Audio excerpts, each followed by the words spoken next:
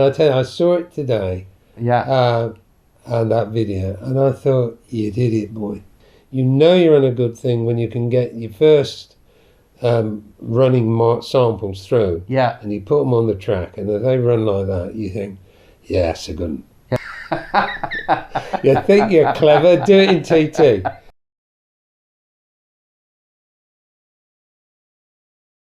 Welcome to the second of our exclusive interviews with Simon Kohler. Last time we talked about the predicted death of the industry and how we think that's not the case. But let's be positive and move forward and look at trends, current trends and future trends. And there's three that immediately spring to mind. First of all, Bachmann in particular, though other manufacturers as well, have made great strides with 009. Yep. Which I personally have got involved with because my connection with the narrow gauge railways of Wales. Second one is TT. Yeah. Which you know a little bit about. Just a bit. And also the Era 1. Yeah. Which I see as the danger with that, if we start with that, is that some Hornby do what they did in the way back in the Triangle years and just did a rocket. Yeah, no. Or just did a line, and it stops. And what Hornby have done with the latest product range is locomotion. Yeah. So there's more coming down the line. There's more wagons coming. Literally coming down the line. Yeah. and Era 1 it now becomes viable to start thinking about Era 1 layouts because there's more product. Yeah. And other manufacturers are probably, if they're not, they should be, taking a closer look because it's untapped. Yeah, you can continue to just carry on producing, another Mallard or another Class 37, etc. You have to look, and I spend a lot of time looking at how one can expand the market. As I've said, it's very important that we get more people into the hobby. Yeah. But also looking for areas that people might like to focus and model on. The W4 Peckett was a perfect example of that. Because that did spawn other industrial locos, because it was an area that had been ignored, but it just goes to show that people have to think out of the box. And with Rocket, Rocket was great. It was there partly to celebrate Hornby's 100th anniversary, but I also thought it would lead into more Era 1s, because we did the coaches, but there were other things we could work on. Lion stroke Tiger was a natural progression, and locomotion number 1 was when we did the Rocket. We had so many emails, and I had so many emails saying, why don't you do locomotion number 1? So that was another one. And there are others that, of that era, which sort of, that's the start of the railways. At home now, ticking off, what about? Yeah, exactly. I'm not going to mention them, but they are there. Yeah, there will be. But it allows people then to say, do you know what, I'm going to do an Era 1 layout. Yeah. And that's again once you what get it's all past about. One product, you get to the point where it becomes possible. Yeah. Excuse me. Yes, and that's exactly what it is. But it's getting people, because there were people who say, "Oh, I don't want to do this," but a little layout, little like a 4x1 layout, absolutely perfect. That would work well with Era 1, and it's something you can work with, and actually hone your modelling skills as well, because you can't necessarily look for Scaledale and find an Era 1 building, because they just don't exist. So it is a bit of studying. This is what, again, modelling of modern railways is all about, is studying, looking at the pictures and seeing what can be adapted, what can we do. And there are people out there, and I'm thinking one certainly in particular, and he'll know who I am, Mr. Osborne, that will look at that part of the market and think, I can do some period people. And also, if you think about it, stations were Yeah. hadn't really been invented. No, they hadn't. So they look completely different. Correct. And so you're modelling a completely different... Everything hadn't been invented. Nothing had been invented. No. And so, it's there. It takes a little bit of research. But you see, that's just one aspect. One of the things and areas that I did look at, along with a colleague of mine, Tim Mulhall, was what can we do to bring people in and get them used via, if you like, a back door. That was one reason why we introduced the Coca-Cola set. Hornby introduced the Coca-Cola set, because people would buy it because it was Coca-Cola, very bright. Yeah. They linked it with Christmas, so we then Christmas found people were presents, putting it round the tree. And I know a very good friend of mine, what she did, she actually had that, and she started modelling from having that Coca-Cola set. Similarly, that's where the Beatles thing came in. Yeah. For years, I had wanted to do the Eurostar Yellow Submarine, and I'd actually been to the Apple offices in London to discuss it with them way back when the Eurostar was actually painted up in Yellow Submarine, and they wanted us to do it, but technology. Well, Hornby didn't invent the idea; it was done on. No, it was done. It was done for real. It was done, and of course, being of an age, the Beatles were a very major part of my life, but technology wasn't there. However, Tim Mulhall goes over to the US, meets the licensing people from Apple, stroke Sony, and they said, well, why don't you do the Yellow Submarine? And I was asked, I said, well, we didn't have the technology, we didn't really have all the cars, we couldn't do the full, I think it was a 19-car train, 17-car, whatever. Couldn't do it, but I said, there is a way we can get round and do most of it if we would like us to do it. And that's what happened. And it was a great success. It was a good success. But of course, it was just a lead in to then looking at, we can produce some little long wheelbase vans with the Beatles on it. And people collect Beatles. Yeah. And it's gone from there to other things. And I saw a couple of videos which were sent to me by the licensing people at Sony, who sent me videos of these guys who have collected them, never thought about running a railway, and they've got a railway with all the Beatle wagons on it and all the Beatle products that we, or Hornby rather, still continuing we, have put in there. And so it's bringing people in who wouldn't necessarily have thought, I want to do railways. Oh, it's like the 009 explosion. Yes. I mean, 009's been there for years and years and years. Yes, it has. And then Bachmann and a couple of other manufacturers have come up with Ready to Run. And Pico as well, who have basically shouldered 009 on their own for years. Yeah. They got involved with Kato, and Kato do such fantastic chassis. And their Small England is a lovely little thing. Mm. And Bachmann did the Double Fairley and the Quarry Hunslet, and all of a sudden it becomes much easier to do a 009 layout, which again is small, compact, and you're right. But the beauty with 009 is that you can run it along with a 00 layout, so you can have it attached to it.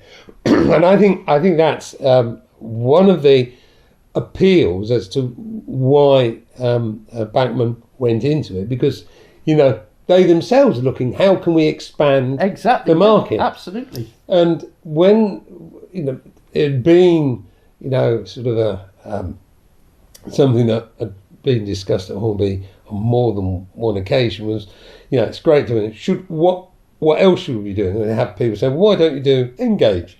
Why don't you do this? Well, company bought Arnold, along with lots of other Yeah. of the international brands. And of course, it was there, and we thought, and Hornby did produce, and I was pleased to be involved with it, with the Brighton Bell. And I did have other ideas, and I'm surprised that people actually haven't done them. But I did think,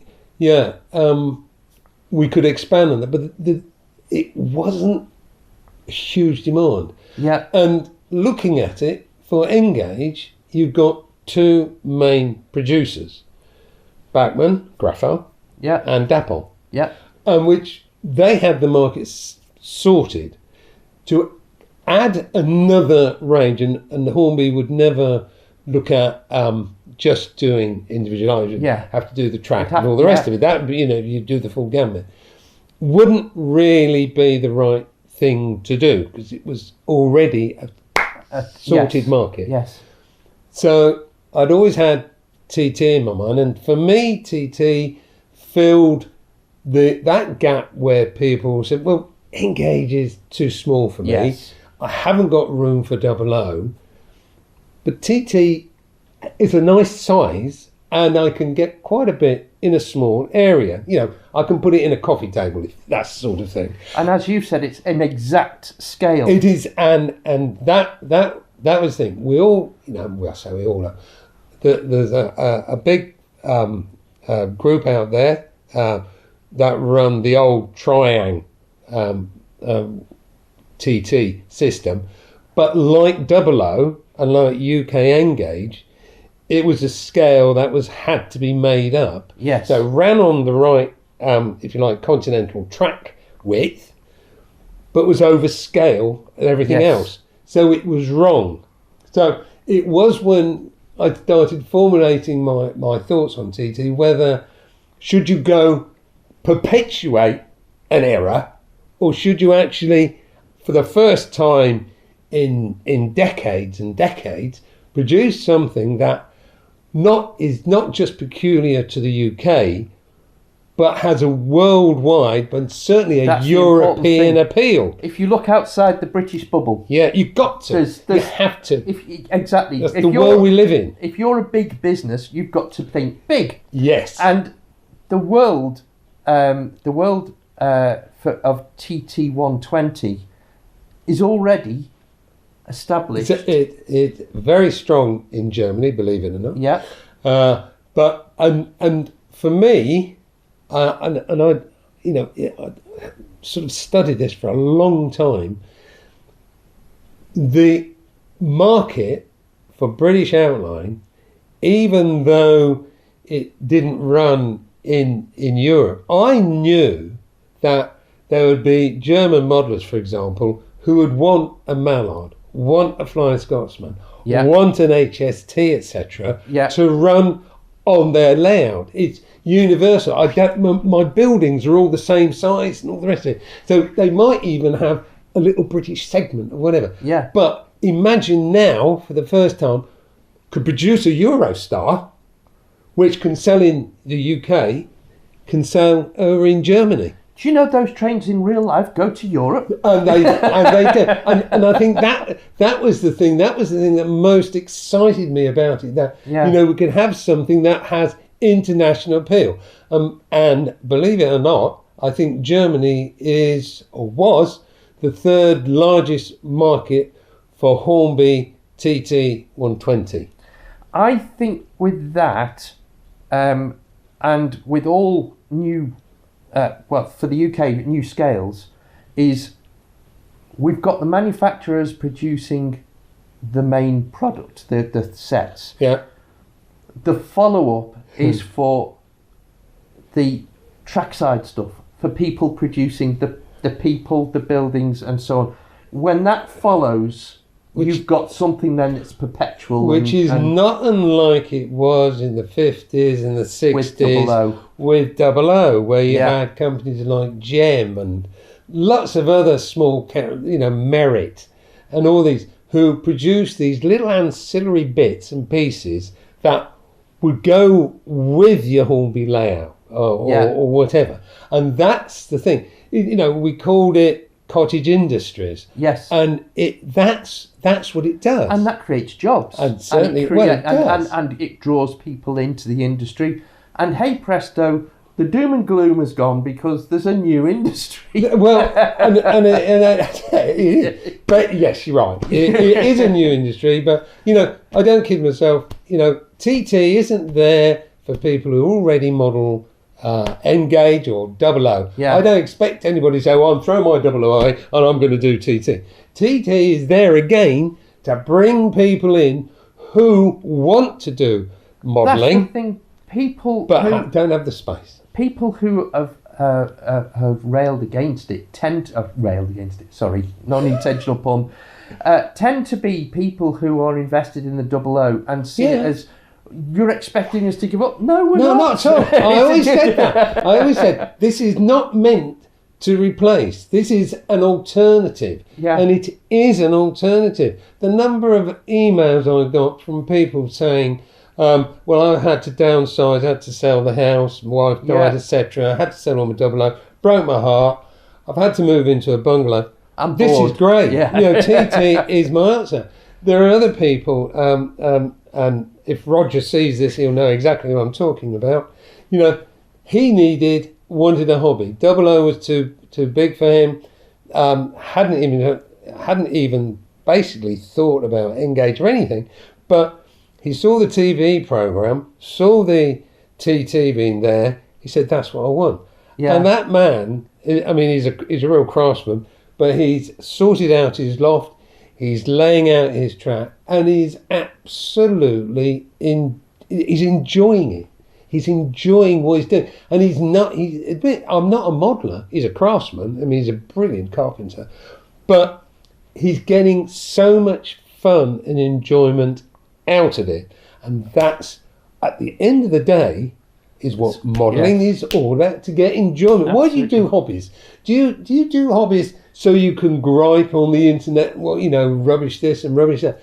You do hobbies to relax, to enjoy. And the minute, I tell you what, and I've said this to people, the minute you don't enjoy it, don't do it anymore. Well, I've had people who visited me who aren't interested in railways. Right. Aren't interested in railways. And they come and look at my father's layout and they say, oh, look at the buildings you've done, and look at the scenery you've done. And they're interested in the scenery. They're not necessarily interested in the railways. No. But that's there's something to appreciate from there's an artistic level to it as well. Oh, no. You're learning such skills and you're sharing in a different way with different people. I've always said this, and I touched on it in the last interview. You have, you name me a hobby that teaches you topography, logistics,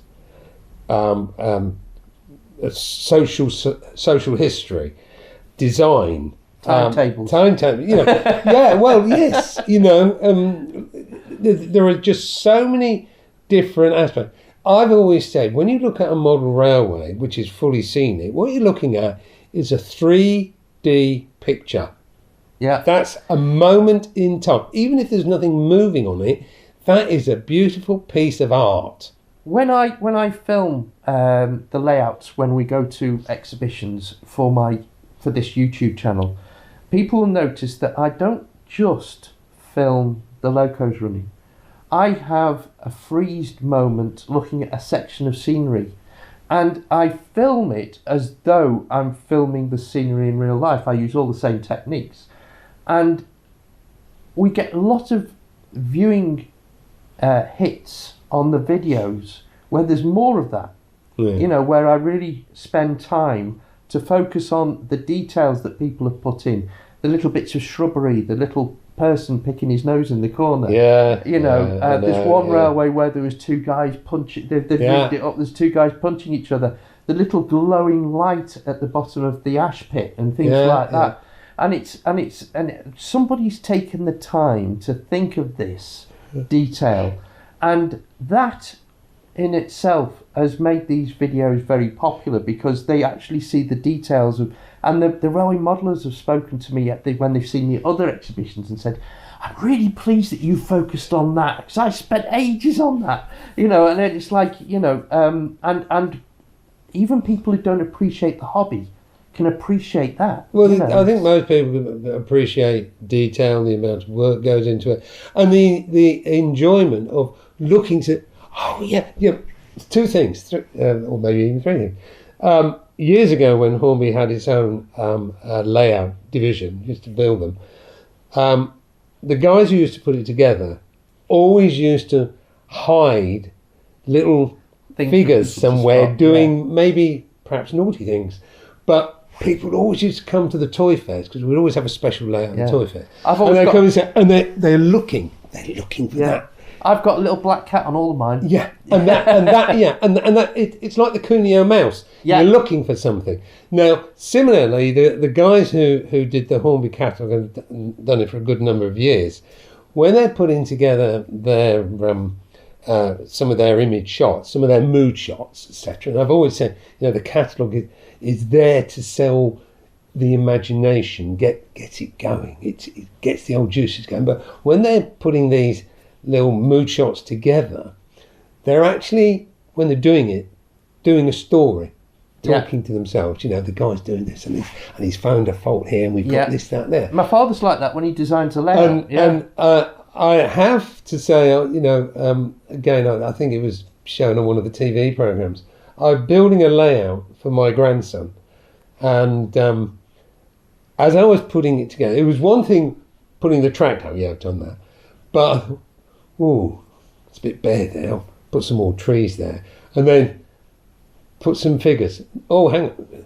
Right, okay, I've got the vicar and his I don't know what you call it, curate or whatever, next to him, and he's talking to Mrs. Smith over the garden fence, etc. I've got the policeman there stopping a guy who's riding his motorbike, and you're building up the story, and you're doing. And do you know what? It is. I found myself. My wife Myra said, "Well, have you finished the layout?" That's it. Well, there's always something I can. And when that layout, and it was Christmas Eve, when the layout was picked up by my stepson, it was sad to see it go. It was going to go to the grandson, which was what it was there for. Yeah. But it was,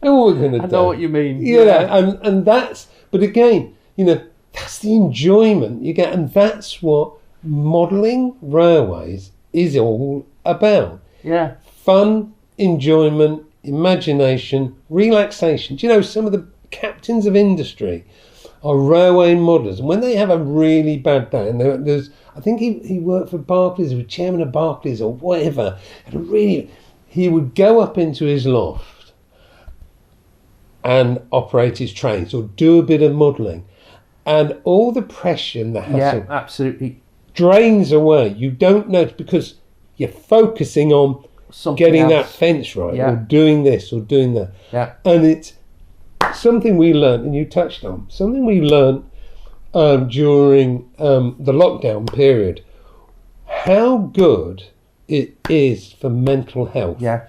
And it's always been there. It's never really registered until it started to come out. I was feeling so miserable. I got my train set. It really lifted me. And you think, blimey, and we've ignored that, and we shan't. And Hornby won't do that because it is so good for your mental health. Yeah. Really, really is. It makes you forget all your troubles. Well, we've talked about the trends. So we've got 009, we've got TT, we've got Era 1. I'm going to make a prediction. Okay? You've got narrow gauge. Yeah. You've got Era 1. Mm-hmm. Era 1, there wasn't really a fixed gauge at start. No. Broad gauge. Oh, good Lord. Someone somewhere is going to say, hold on a minute. Nobody's doing that.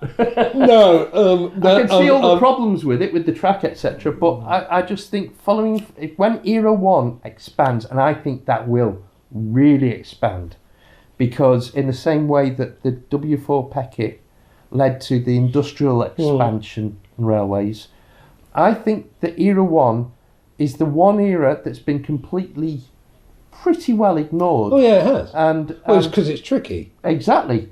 And now that miniaturization to make a loco. I mean, Have you seen locomotion? I saw a video Yeah. this morning actually Yeah. of that running, and it was glorious.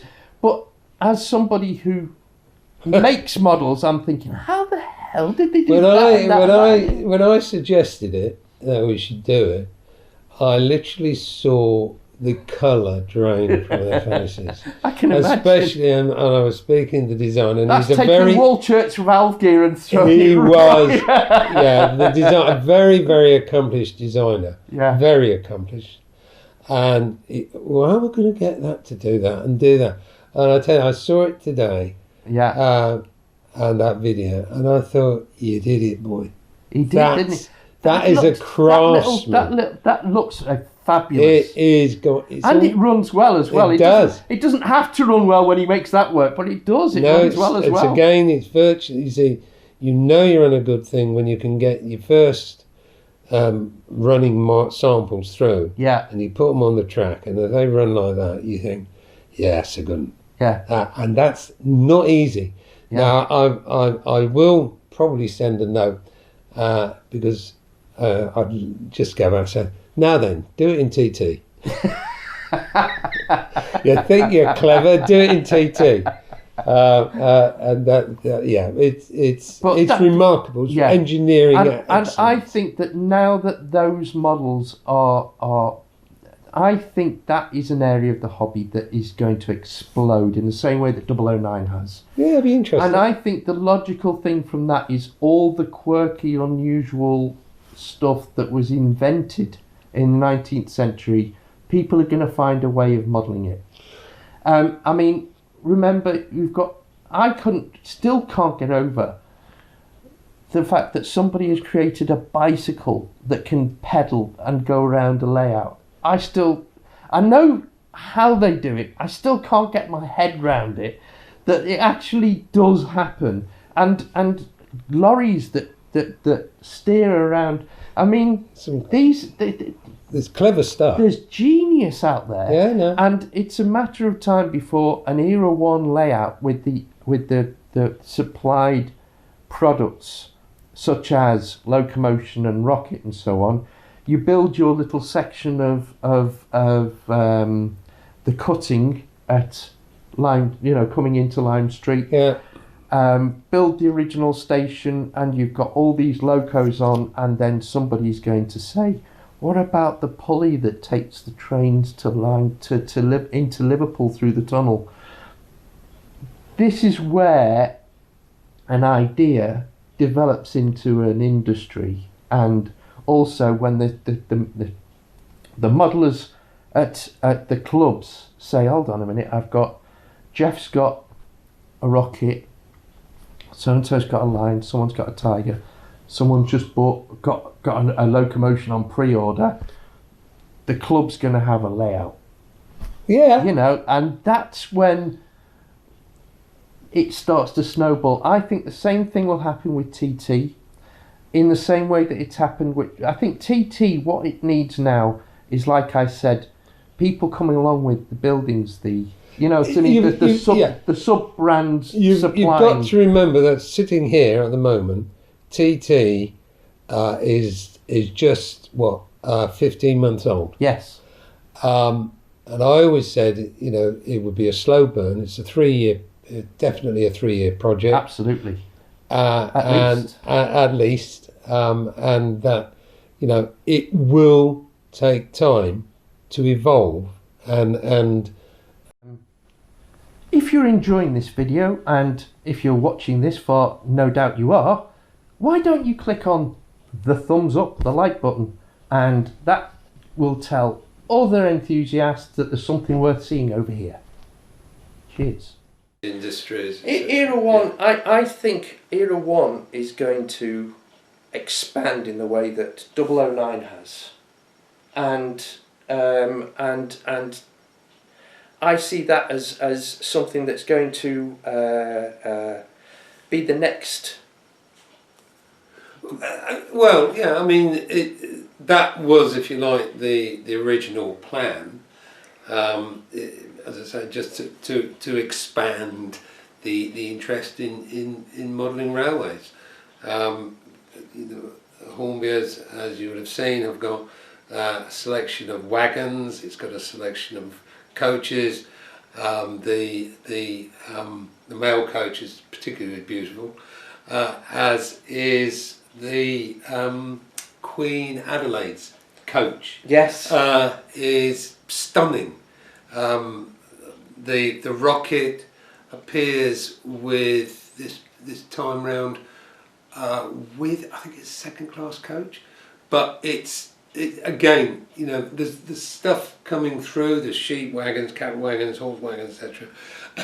It's all adding to it. So there's a market there growing for, as you were saying, you know, people doing 3D printing, Osborne's with their figures, etc. Yeah. I mean, I particularly would have liked to have done flatware, which is correct, is where you had a flatbed, and where the mail coach, the actual coach, the stagecoach, was actually put onto the wagon and shipped off. And I would love to see that as a model, because that would be absolutely gorgeous. Yeah. Stunning. Well, the detailing on those coaches as well. Yeah. I mean, what you have to be aware of, because of what it is, because they're so small, they are delicate. Yes. And you have to be very, very careful.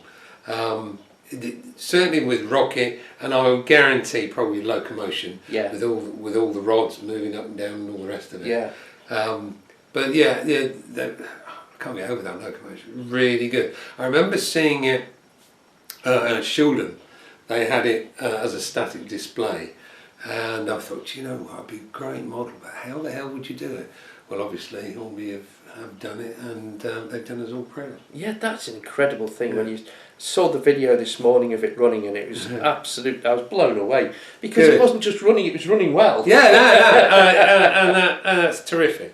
But as you say, it all adds to that development, if you like, of the era one. Yeah, I think that's the evolution that we were talking about with the industry going forward. And I think the next one that I think absolutely nailed it was the Bluetooth HM7000. Yes. Because I was looking at something. I think we've all experimented a little bit with things, but for me, DCC didn't work. I wasn't attracted to it, but the Bluetooth changes it completely, because it gives you a direct link to the locomotive. Do you want me to? I can be really controversial, but really, when you look at DCC, apart from a few extra whistles and bells, it hadn't really progressed or evolved that much from 01. Yeah. You know, which was what, 78, 79? Yeah. And it was still passing. And it was said at the time, because I was involved with that and the HM5000, you know, you can't think of a more inefficient way of sending a signal to a loco than down a track, through all the breakage in the track, through dirty wheels, through dirty pickups, etc. Eventually getting to a motor, or to a decoder, to a motor. We used to call them chips in those days. And you know, what's cleaner? Sending a signal through the air. So why has it taken so long? Well, technology has caught up now. Absolutely. And Bluetooth, and the way it is designed to work, has to be the right way. And what is brilliant about the Hornby system, and it was a plan that started with the 6000. So I've got the 6000, I'm working with Bluetooth there, I can control my points using the Bluetooth units there. Now, do you know what? I wonder what DCC is all about. So I can download my 7000 onto my phone or iPad, which is, you know, free, you know, and then I can buy £35 chip or whatever, pop it into my loco. Right, I like this. nice, it's seamless, but I can still do a bit of, you know, switch off, do a 6,000 if you like, but you can build up. Now, what is really, really clever about the 7,000 is that it's all very seamless. I can go from 6,000, if you like, to 7,000. If I've already got a DCC system, like using the Elite or the Select, and I've already got DCC, I can still use, via a dongle, I can still mix and match my Bluetooth with my standard decoder fitted locos and run them all together. That's very clever, and I think that's brilliant. And it is brilliant because it's just seamless. It's also much simpler to operate. And really, I can have a sound loco, and this is what I think is really. I got a sound loco decoder for what, 60, 70 pounds, something like that, and I can fit it into my class 37, the infamous 37. Okay, I'm going to sell that 37, and I now want to put that into my 9F, and I don't have to have a different decoder. I can actually download the sound, you know, onto that decoder, and I've got it. So, you know, it's not cost me anything extra because the downloads are free. Yeah. So I've got a free app. I don't need to buy a base station. I've got free sound. I don't have to pay for it or anything like that, however much they are downloads. And it's a good one. And from my perspective, with a garden railway, yeah, instantly yeah, you've got a problem solved. Because where do you put the controller on a garden railway? No, I agree. No. I absolutely agree. And I can be out there controlling my trains and it's pouring rain. Yeah. Yeah. Now, I'm not going to get an electric, supposedly not get an electric shock. But, I mean, yeah, I mean, it's brilliant. No, it's absolutely brilliant. So I'm over the moon, and there's so much more that which I can't talk about, which will evolve and come through. It won't take an awful lot of imagination to know what that will be, but it will be amazing. And it is an amazing system. And as I say, I think that is definitely the future. I think that is that. I mean, I still love DC, and there's always going to be DC, and there's always going to be people who like traditional DCC. But I think the Bluetooth is the next thing, and I think that is going to become another standard, if you like, within, you know, as the third option that people will see grow. Yeah, I think definitely. See, and this answers the question that model rail is a bit fuddy-duddy. It's high tech. It's staying in line with what's happening out there. You know, you can control your trains using your computer if you wish. You can use your mobile phone. So this is high tech stuff, which is keeping pace with what's happening out in the real world. Yeah, it's not fuddy-duddy. It's cutting edge. I think that's a nice place to finish that. That's why I said it.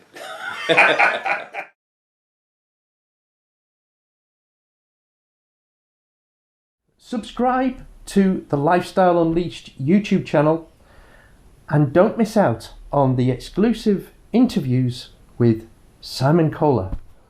Yes. And, you know, everybody wants to know what you're up to. It's something which I can't really talk about in any depth, but it is something which is needed in the industry and will be an absolute boom for those people starting out in model railways. And just, you know, this is my model. This is what I think. Oh, why don't companies do this, that, or the other?